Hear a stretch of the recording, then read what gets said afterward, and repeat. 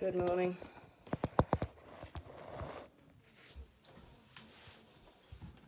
Good morning. Good morning. What are you normally? Oh, hello. Look.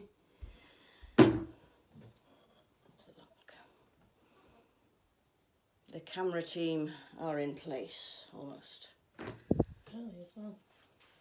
Super early. Super early. It's only 1 minute to. Just gathering the troops. I sang last week. Do I sing this week? No. Hello. Don't sing. Don't sing. No. Okay, I won't sing. I could tell a poem instead, couldn't I? On the ning nang nong, all the cows go bong and the monkeys all say boo. There's a nong nang ning where the treetops ping and the monkeys jibber jabber do. There's a nong ning nang where the mice go clang and they just can't help it when they do. Good morning, whoever you are. That was Kathy. Good morning. There's ning nang nong, cows go bong. Nong nang ning, trees go ping. Nong ning nang, mice go clang. What a noisy place to belong. Here's my house. Hey! Gearing up here. Quite warm. Is it warm? I don't think it is warm really, is it? It's the anticipation of this story. It's all a bit much. Whew. Sing if you want to. Thank you. Kathy says I can sing. Oh dear. Old MacDonald had a farm, E-I-E-I-O, and on that farm he had some ducks, E-I-E-I-O, with a quack quack here and a quack quack there. I started to sing, and it went down from 2 people watching to just 1. Is that Kathy? Really hard there. So, if we shall get started soon.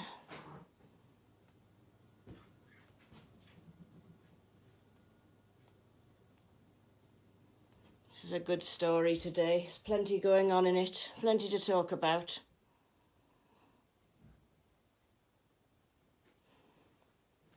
So,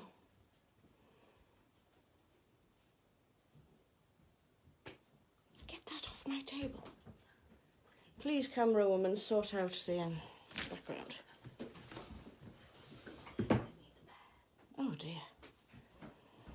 So, we have Sockgate taking place here. There are holes in the sky where the rain gets in, but they're ever so small, that's why rain is thin. There was a young soldier called Edsa, when wanted was always in bed, sir. One morning at 1, they fired the gun, and Edsa in bed, sir, was dead, sir. Oh dear, you probably wouldn't be allowed to say that now, would you? Oops, I just did. Never mind. Things that go bump in the night should not really give one a fright. It's the hole in each ear that lets in the fear, that and the absence of light. Boom. Right. Shall we start this story? Oh, the little brown bird. I think it's a sparrow. Not good on little brown jobs. Morning, Emma. Nice to see you. So, you're all familiar, it doesn't matter if you're not, with the kinds of questions at the end of these stories, so it's helpful if you think while I tell the story. Some of you are familiar with the usual format of what did you like best, what particularly struck you, which is most important, which bit are you in, what could we do without. It doesn't matter if you're not familiar. I'm interested in hearing anything about what you think about this story. So I'm going to switch over, and my camera woman here, I'm going to turn you around. She's going to film me. You can have a watch and have a think and get typing in anything you think about this story, anything that strikes you, anything you don't like, anything else, and we'll have a look at the end and have some more discussion. Nice to see you. Good morning, everybody. Oh. I will wait 2 seconds before turning you round. Right. There we are. Morning, Jane. Oh, I shall film the table rather than the boy because he doesn't like it. There we are. Enough ridiculousness for now. Right. So we'll just pray. Lord, I thank you for whoever's joined us this morning and for whoever will see this later. Just pray they're going to hear something that'll help them grow a bit. In your name, Lord. Amen. So, continuing on a theme here for anyone that's seen these stories before. I'm going to say the same thing again at the beginning, which is God had told Abraham and Sarah that they were going to be father and mother of a great family.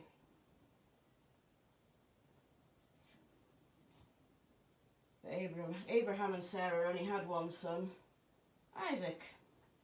And Isaac married Rebekah, and they had no children, till after a few years with God's help they had 2 boys, Esau and Jacob. Now Esau and Jacob were twins, but they weren't like each other. Esau was big and Jacob was small. Esau had red hair, Jacob had dark hair. Esau was a very hairy man, but Jacob had smooth skin. Esau really enjoyed going out to hunt, and Jacob liked to stay at home and look after the sheep. Now Esau was the oldest twin, so he was the one that was going to get all of the father's things when the father Isaac died.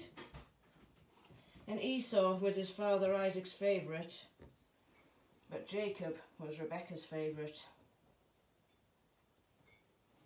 Now one day Esau was out hunting, and Jacob thought, it's not fair. Why should he get all of our father's things? We were born on the same day. So Jacob made some soup. When Esau came home, he said, I am so hungry, please can I have some of your soup? And Jacob said, I'll give you some of this soup, if you agree that when father dies, I get all of his things. And Esau didn't even think. He said, well, what use to me of father's things when I'm this hungry? So Esau agreed and had some of Jacob's soup. And from that day on, it was agreed between the brothers that it was as if Jacob was the oldest one.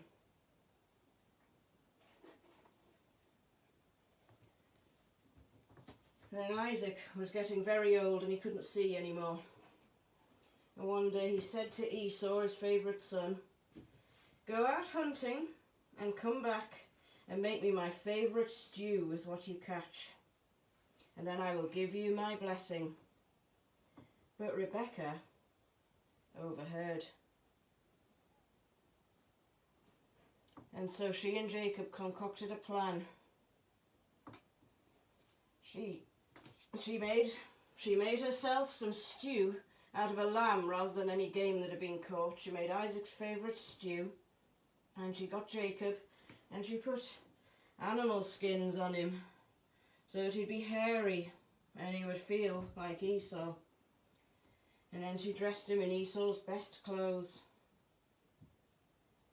So then Jacob went in to Isaac, and Isaac thought that Jacob was Esau.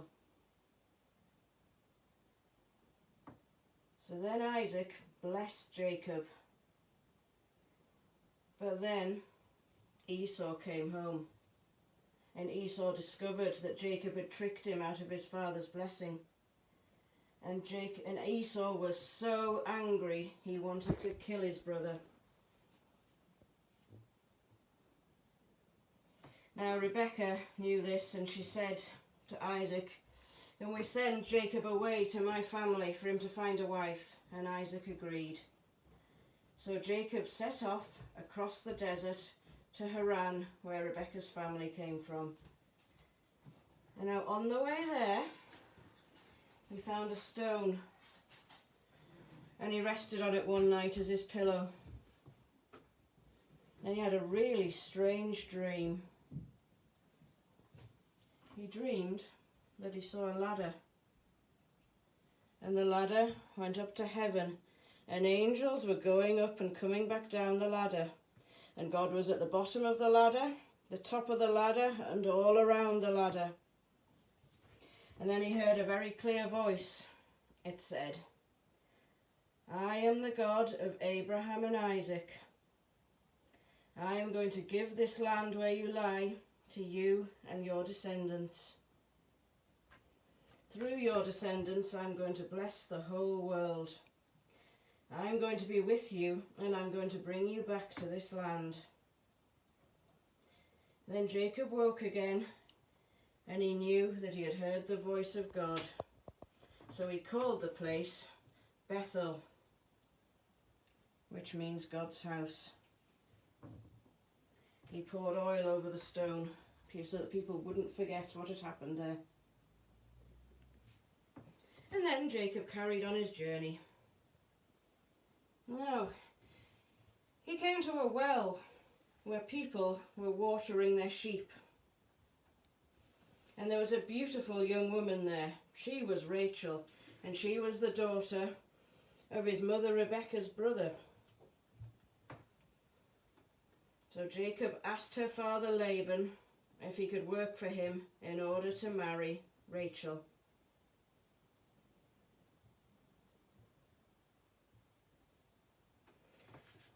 And Laban agreed. So Jacob was to work there for 7 years, then he could marry Rachel. 7 years went past, and the wedding took place. But later, when he saw his wife's face, Jacob discovered he'd been tricked. He was married to Leah, Rachel's sister. And Laban said he could marry Rachel if he worked for him for another 7 years. So finally, Jacob got to marry Rachel. So he worked for another 7 years, and then another 7 years after that. And God really blessed Jacob's work, and Laban's flocks grew. So Jacob worked for his uncle Laban for 21 years in total. Then God came close to him, and he knew it was time to go home. So Jacob gathered up his wives and his children and his things, and he set off back home. Now Jacob was really worried about going home, because his brother Esau had threatened to kill him. And he heard that Esau was approaching with 400 men. So Jacob prayed to God, and he sent presents to Esau ahead of them. And one night he went apart from his family for a while to pray to God about this.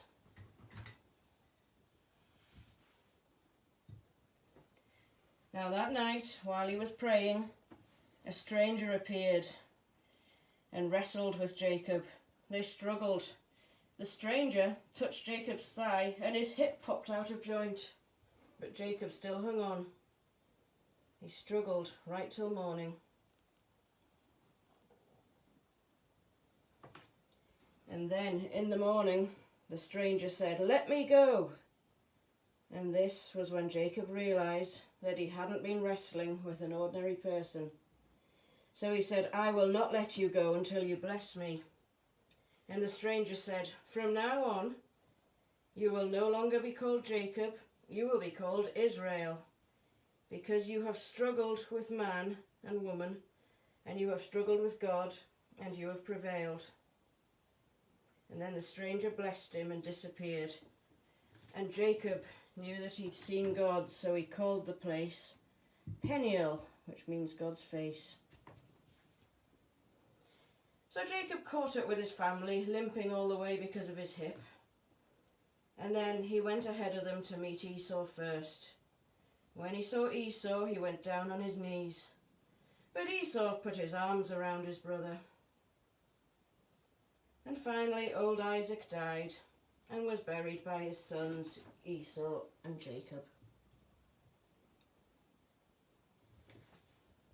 Now Jacob, now called Israel, had 12 sons.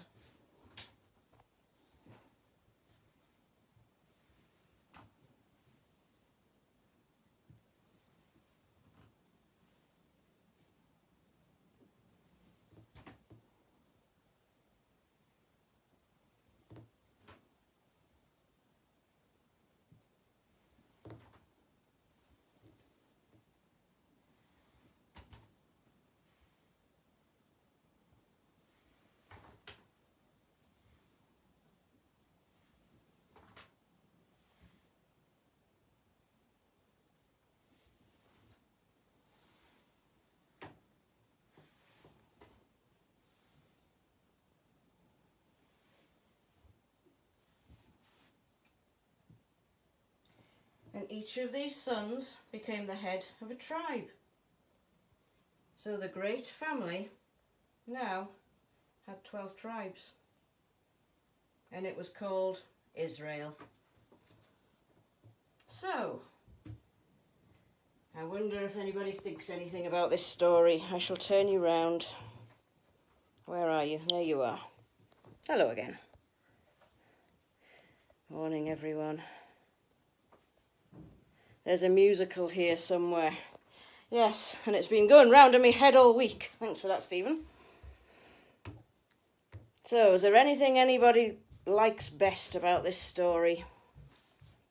I'll show you it again if I can.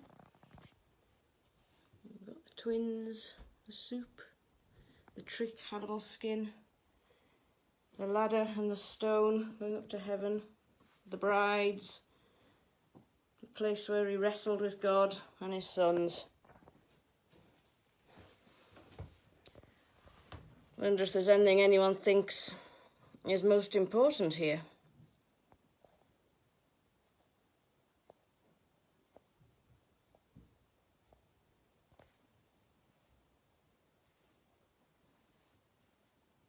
Again, there's quite a lot of trickery, isn't there?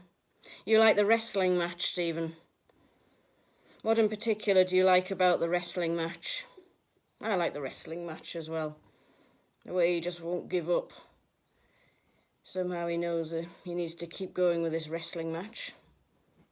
And then God blesses him at the end, even though he's wrestling with God. So God was the other person he was wrestling against, but then God blesses him anyway. I like that.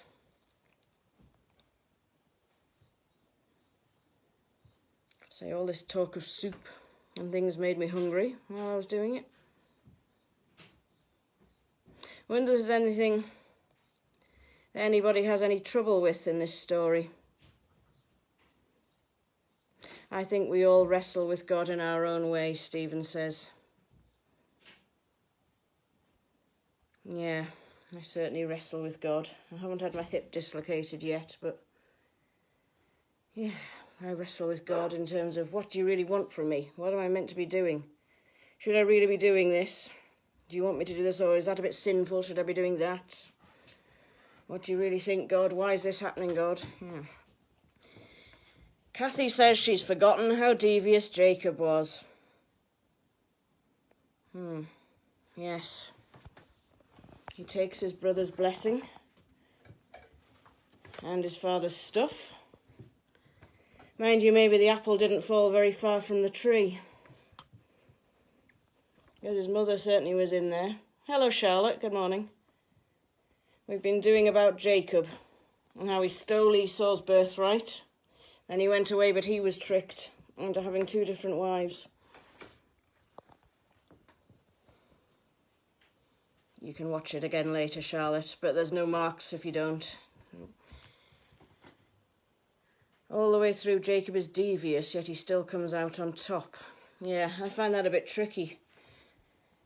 We're kind of encouraged not to lie. No, I do not bear false testimony, whatever. And yet this dude, and his mother helping him completely deceive his father. But that's all part of God's plan. So how does that work? That's tricky. And God had promised that.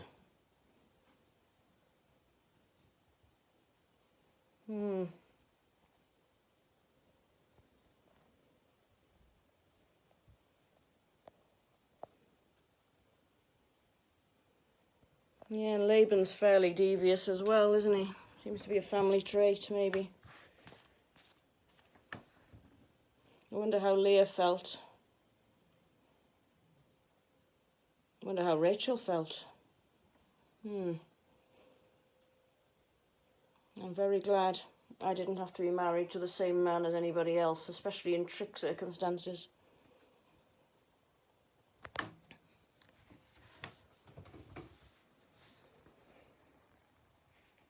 Is Jacob actually confronting himself? Ooh! In the wrestling, is Jacob actually confronting himself?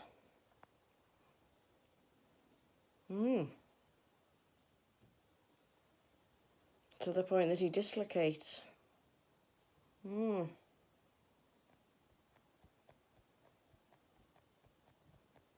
I like that phrase, confronting himself or herself. I think that would probably be part of my character as well.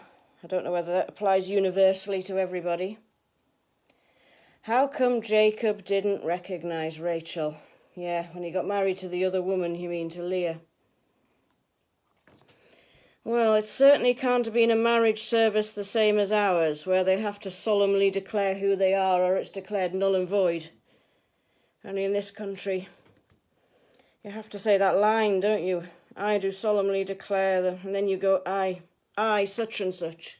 She would have had to have said, I, Leah, so the wedding service must have been very different.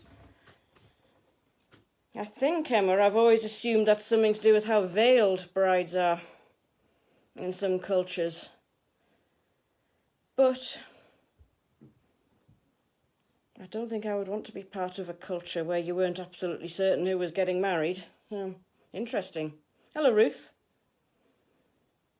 Are you here or in France? Nice to see you. What we're doing about Jacob here. And how he tricked his brother Esau out of his birthright. And then how he was tricked into marrying two women.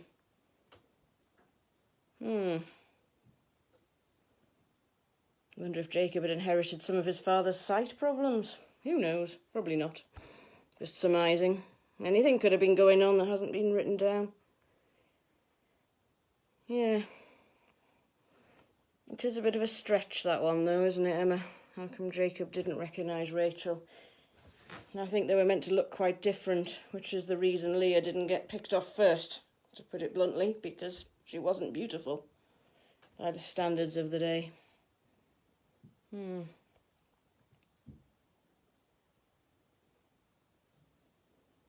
Laban did his best to outdo Jacob, Kathy says, but he still comes out on top in the end, although he had to be very patient, yeah. 21 years he worked for Laban, didn't he? And he did his 7 years to marry the woman he wanted, then had to do another 7, then for some reason he does another 7. But I suppose here, the ladder and the stone at Bethel, God had promised him that he was going to bring him back to the land that he was asleep in, his own land. I wonder if Jacob remembered that when Laban was messing about with him. Because Laban certainly sounds a bit of a character as well, doesn't he?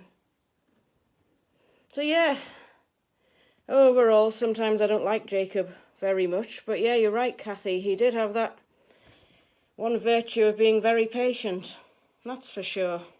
I wonder if he learnt that. And he was clever. Was there an actual wedding ceremony, Kathy? I think the text refers to Jacob sleeping with Leah after feasting, so you might... Just thinking.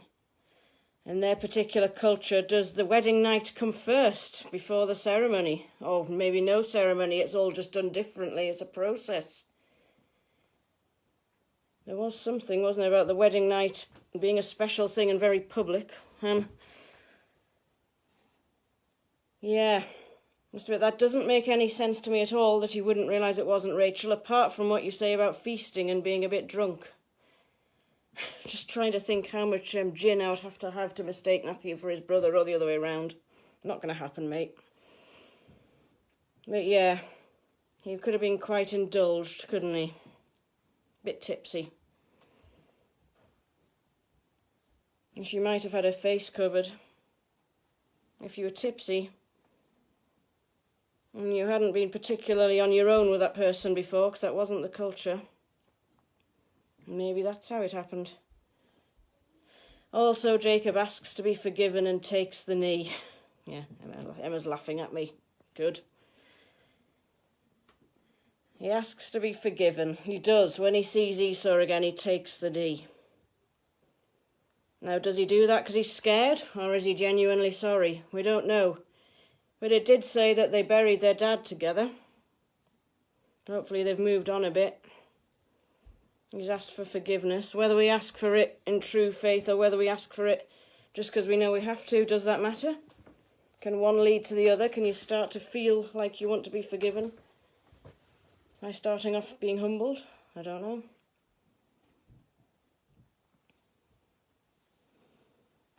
I wonder if there's any part of this story that you particularly resonate with today. For me, I think with this last few weeks of being locked down, and I feel like I've grown a lot, really, in some ways, but then there's other things I really miss. So maybe I've been wrestling. Maybe at the points where I feel like my faith has been more, suddenly, there's been a bit more clarity there. Maybe I'm here. And certainly I've done an awful lot of this.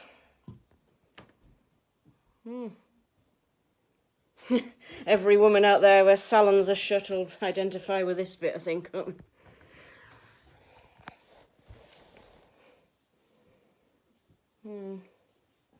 We haven't had any of these. All very human. Deception, lies, repentance, blessing. Yeah. I think that's what I like about these great family stories, because some of their behaviour is absolutely way out by our standards today, and yet we do stuff that they would think was way out. But none of them are like, oh, I am the perfect follower of God. They're, because I don't think that person exists. They're all just people, and God uses normal people. But they seem to come really close to God, don't they? In this bit. They come close. They listen to God. They don't always do what God wants. They fall away, but they seem to come back. I wonder if we do that. Something's got up the dog's nose.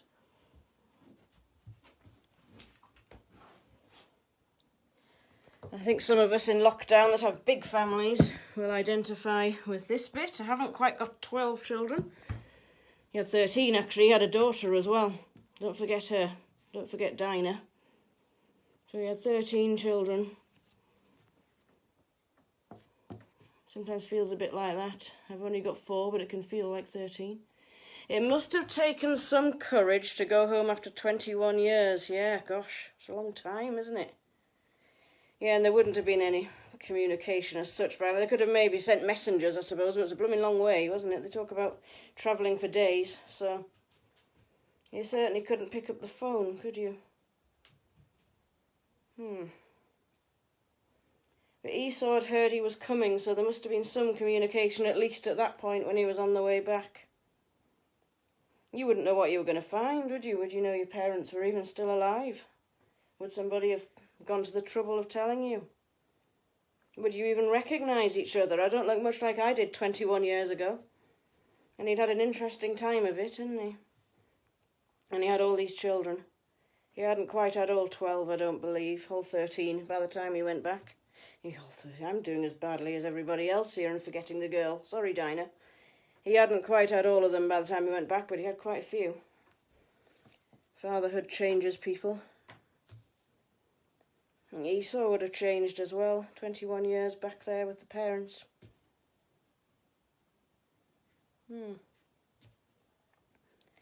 So, who have we got? We've got the 12 sons. The daughter presumably is in her red tent somewhere.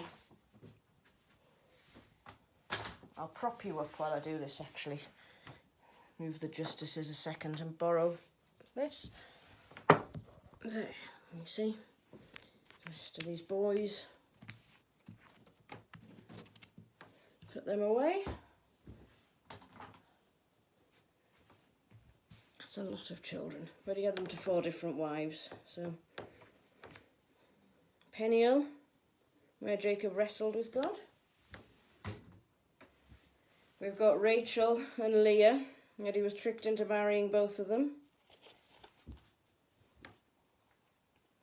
We've got the ladder at Bethel, where he saw angels going up and down and God was all around. And he learnt that the place was going to be for him and his descendants and that God would always be with him. Yeah, there's his rather uncomfortable pillow. No wonder he had funny dreams. Yeah, but God came close to him through that. Anyone ever had a dream where they've been certain God's talking to them? I'd be interested to hear that. Don't have to put it in public if you don't want to. And there is where his mother helped him to trick his father and his brother. And there's the soup he used for the other time he tricked his brother. And there's our Jacob, small and dark. And our Esau, bigger and with red hair. So I wonder what you can do to think about this story today. This is the point where you have a classroom of children. You suggest they go and either paint or build or read or something for about 20 minutes. You don't display their work. You just encourage them to do it. They do their work. And you don't tell them it's brilliant. You don't tell them it's rubbish. You just engage with them. You ask them why they're doing it, maybe. Are you thinking about Jacob here in your painting? I think we adults can think about him by doing, certainly some adults do. Still do things like that. And I'm an absolute sucker for it. I love things like that. But we can also think about the story for the rest of the day, whatever we're doing. There's other things. I'm going to go out for a swim in a bit. Hopefully the rain will hold off so my stuff doesn't get wet while I'm in there. So I can think about Jacob while I'm walking along a canal and then finding my lovely place to swim. A few weeks ago I thought about the stories while I was cleaning, ready for Matthew to come home. I did that yesterday, but I still need to do some hoovering before I go swimming. Some of you might be gardening. You can think about this story. And you can talk to God if you want to. That's between you and God. You can read, you can do whatever you like, and just take this story with you if you want to. Just checking I've not missed anything. That was a brilliant discussion. Thank you, everybody. Thank you for what you said. This is what makes it, which makes everybody think when you all have your ideas. You come out with stuff that I would never think of in a million years, so thanks for that. So now I'm going to just pray for you, and then we'll go. So, Lord, I thank you for Jacob. I thank you that you used somebody who was so human. And that I thank you, Lord, that you wrestled with him and he wrestled with you. I pray for these other humans who are also fully human in our benefice and beyond. I pray that we're going to take something from this. And I pray that you'll give everybody a really lovely Saturday afternoon. Amen. So thank you, everybody. If anybody's interested, I'll see you tonight for night prayer at 9. Thank you, Kathy. Take care of yourselves. God bless.